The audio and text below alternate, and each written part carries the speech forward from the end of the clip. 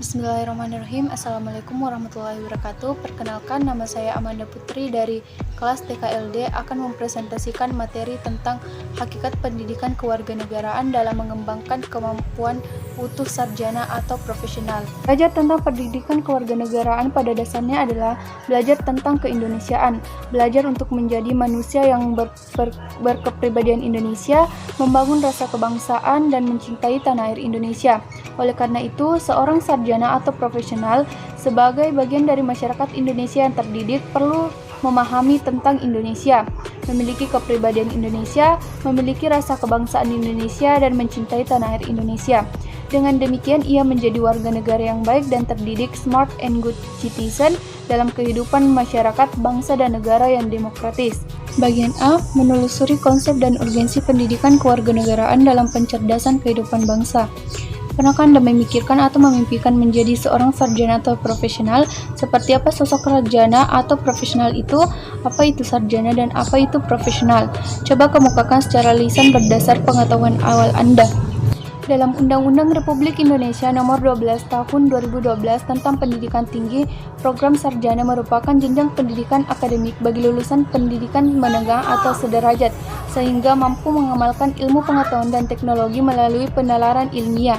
Lulusan program sarjana diharapkan akan menjadi intelektual dan atau ilmuwan yang berbudaya, mampu memasuki dan atau menciptakan lapangan kerja, serta mampu mengembangkan diri menjadi profesional. Dalam Undang-Undang Republik Indonesia Nomor 14 Tahun 2005 tentang Guru dan Dosen, dikemukakan bahwa profesional adalah pekerjaan atau kegiatan yang dapat menjadi sumber penghasilan, perlu keahlian, kemahiran atau kecakapan, memiliki standar mutu, ada norma dan diperoleh melalui pendidikan profesi.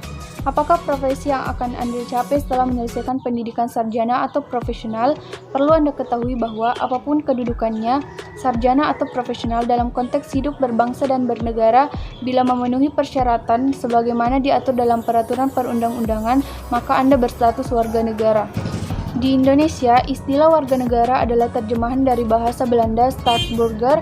Selain istilah Staatsburger, dalam bahasa Belanda dikenal pula istilah onderdan. Menurut Soeta Prawiro 1996, istilah onderdan tidak sama dengan warga negara, melainkan bersifat semi warga negara atau kaula negara. Munculnya istilah tersebut karena Indonesia memiliki budaya kerajaan yang bersifat feodal, sehingga dikenal istilah kaula negara sebagai terjemahan dari onderdan. Setelah Indonesia memasuki era kemerdekaan dan era modern, istilah kaula negara telah menjadi pergeseran. Istilah kaula negara sudah tidak digunakan lagi dalam konteks kehidupan berbangsa dan bernegara di Indonesia saat ini. Istilah warga negara dalam kepustakaan Inggris dikenal dengan istilah civic, citizen atau civicus. Apabila ditulis dengan mencantumkan S di bagian belakang kata civic menjadi civis, berarti disiplin ilmuwan kenegaraan. Konsep warga negara Indonesia adalah warga negara dalam arti modern, bukan warga negara seperti pada zaman Yunani kuno yang hanya meliputi angkatan perang, artis, dan ilmuwan atau filsuf. Siapa saja warga negara Indonesia menurut undang-undang yang berlaku saat ini? Warga negara adalah warga suatu negara yang ditetapkan berdasarkan peraturan perundang-undangan. Mereka dapat meliputi TNI, Polri, petani, pedagang, dan profesi, serta kelompok masyarakat lainnya yang telah memenuhi syarat menurut undang-undang. Bagian B menanya alasan mengapa diperlukan pendidikan kewarganegaraan. Setelah kegiatan menelusuri konsep pendidikan kewarganegaraan, tentu Anda menemukan persoalan dalam bentuk pertanyaan yang harus dijawab lebih lanjut. Misalnya, setelah Anda melakukan penelusuran istilah civics education di negara lain, apakah Anda yakin bahwa setiap negara memiliki pendidikan kewarganegaraan? Jadi yakin, mengapa setiap negara mesti menyelenggarakan pendidikan kewarganegaraan kepada warganya? Pada bagian berikut, Anda akan diajak untuk melakukan refleksi dengan menanyakan alasan mengapa pendidikan kewarganegaraan diperlukan. Pertanyaannya, mengapa negara, khususnya Indonesia, perlu pendidikan kewarganegaraan? Apa dampaknya bagi warga negara yang telah belajar pendidikan kewarganegaraan? Sejak kapan Indonesia menyelenggarakan pendidikan kewarganegaraan? Apakah sejak Indonesia merdeka ataukah sebelum proklamasi kemerdekaan? Coba Anda ajukan pertanyaan lainnya, mencermati arti dan maksud pendidikan kewarganegaraan sebagaimana yang ditegaskan dalam Undang-Undang Republik Indonesia Nomor 20 Tahun 2003 tentang sistem pendidikan nasional yang menekankan pada pembentukan warga negara agar memiliki rasa kebangsaan dan cinta tanah air. Maka muncul pertanyaan, bagaimana upaya para pendiri negara dan pemimpin negara membentuk semangat kebangsaan dan cinta tanah air? Setelah Anda menelusuri konsep warga negara dan kaula negara, mungkin Anda juga bertanya atau mempertanyakan, apakah benar Belanda memiliki tradisi barat yang dikenal liberal, egaliter, memiliki istilah onderdaan? Pertanyaan ini perlu diajukan mengingat istilah onderdaan sedikit kontroversial bila dibawa dan diperlakukan oleh Belanda yang memiliki tradisi barat. Anda pun perlu mempertanyakan mengapa bangsa Indonesia dan negara umumnya perlu pendidikan kewarganegaraan. Secara lebih spesifik, perlukah sarjana atau profesional belajar pendidikan kewarganegaraan? Untuk apakah sarjana atau profesional belajar pendidikan kewarganegaraan? Bagian C, menggali sumber histori, sosiologis, dan politik tentang pendidikan kewarganegaraan Indonesia. Untuk memahami pendidikan kewarganegaraan di Indonesia, pengkajian dapat dilakukan secara historis, sosiologis, dan politis. Secara historis, pendidikan kewarganegaraan dalam arti substansi telah dimulai jauh sebelum Indonesia proklamasi sebagai negara merdeka. Indonesia merdeka setelah melalui perjuangan panjang, pengorbanan jiwa dan raga. Pada tanggal 17 Agustus 1945, Soekarno-Hatta atas nama bangsa Indonesia menyatakan kemerdekaan Indonesia. Setelah Indonesia menyatakan kemerdekaan, melepaskan diri dari penjajahan, bangsa Indonesia masih harus berjuang mempertahankan kemerdekaan karena ternyata penjajah belum mengakui kemerdekaan dan belum ikhlas melepaskan Indonesia sebagai wilayah jajahannya. Oleh karena itu, periode pasca kemerdekaan Indonesia tahun 1945 sampai saat ini, bangsa Indonesia telah berusaha mengisi perjuangan mempertahankan kemerdekaan melalui berbagai cara, baik perjuangan fisik maupun diplomatis. Perjuangan mencapai kemerdekaan dari penjajah telah selesai, namun tantangan untuk menjaga dan mempertahankan kemerdekaan yang hakiki belumlah selesai. Bagian D, membangun argumen tentang dinamika dan tantangan pendidikan kewarganegaraan.